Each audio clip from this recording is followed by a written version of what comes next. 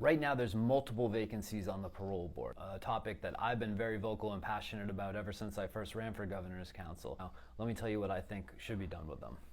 Number one, we need a career licensed social worker on the parole board. Parole is the process by which someone can be released early at the end of a sentence into the community with conditions and supervision placed on them. In other words, it is a period of transition from incarceration to post-incarceration. It's an opportunity for the Commonwealth to guide successful re-entry so that folks land on their feet with stable housing, with stable work, and they don't become a statistic in the revolving door of recidivism. Because of that, a social worker has the best perspective on what's going to be available within the community, what resources an individual will need to be connected to be successful.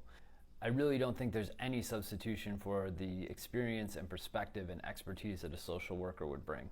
Number two, there are a lot of ways that we need to better consider equity in the parole system, and that's a topic that I'll be addressing another day. But right now I want to talk about regional equity. I represent 60 cities and towns in central Massachusetts, about from 495 to the Quabbin Reservoir.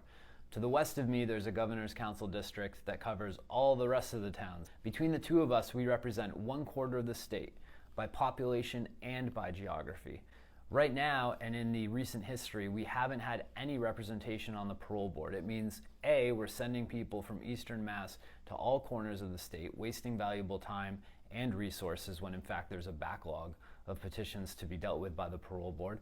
And number two, by lacking a Western Mass voice and a Central Mass voice, we're ensuring that no parole board member is going to have a real intimate understanding of the resources and tools for successful re-entry that are available, again, to 1/4 of our Commonwealth.